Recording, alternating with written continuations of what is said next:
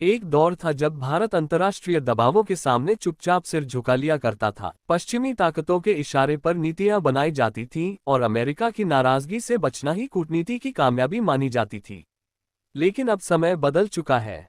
भारत अब वैश्विक मंच पर आत्मविश्वास से भरा हुआ, तर्कों और तथ्यों के साथ अपनी स्थिति स्पष्ट करने वाला राष्ट्र बन चुका है। डोनाल्ड ट्रंप की टैरिफ धमकी पर भारत की तीखी प्रतिक्रिया इसी बदले हुए भारत की तस्वीर पेश करती है, एक ऐसा भारत जो अब आंख में आंख डालकर जवाब देता है।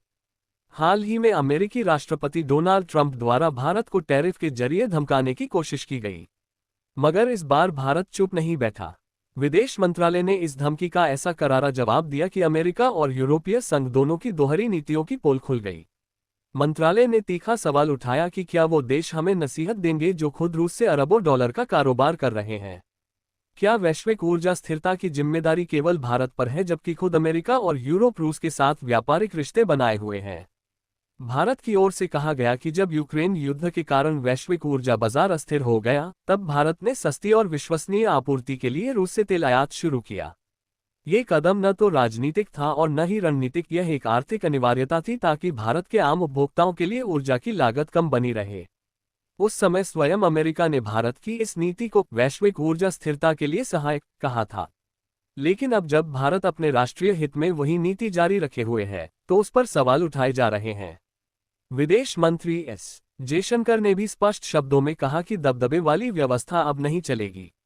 भारत अब किसी की दादागिरी नहीं मानेगा। उन्होंने दो टूक शब्दों में संदेश दिया कि भारत की विदेश नीति अब आत्मसम्मान, तर्क और तथ्यों पर आधारित है, किसी के दबाव या डर पर नहीं।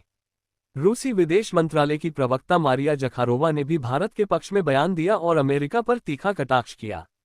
उन्होंने कहा कि अमेरिका उभरती बहुध्रुवीय व्यवस्था में अपनी घटती ताकत को स्वीकार नहीं कर पा रहा है और टैरिफ या प्रतिबंधों से वह अपनी पुरानी हैसियत वापस नहीं पा सकता।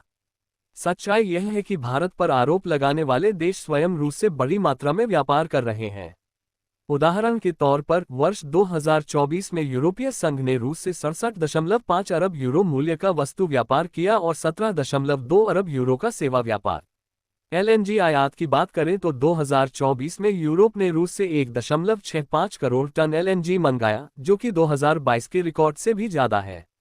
यही नहीं, यूरोप रूस से उर्वरक, खनिज, स्टील, रसायन, मशीनरी और परिवहन उपकरण भी खरीद रहा है। अमेरिका भी पीछे नहीं है।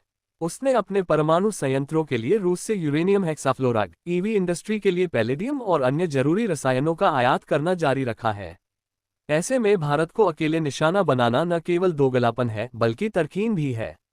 भारत किसी भी प्रमुख अर्थव्यवस्था की तरह अपने राष्ट्रीय हितों और आर्थिक सुरक्षा की रक्षा के लिए हर आवश्यक कदम उठाएगा, चाहे कोई कितना भी ताकतवर क्यों न हो। ये प्रतिक्रिया सिर्फ एक बयान नहीं बल्कि एक संदेश है। भारत अब वैश्विक व्यवस्था में पैसिव प्लेयर नहीं बल्कि डिफाइनिंग फोर्स बन चुका है। जब कोई आंख दिखाएगा, भारत अब सिर नहीं झुकाएगा, आंखों में आंख डालकर जवाब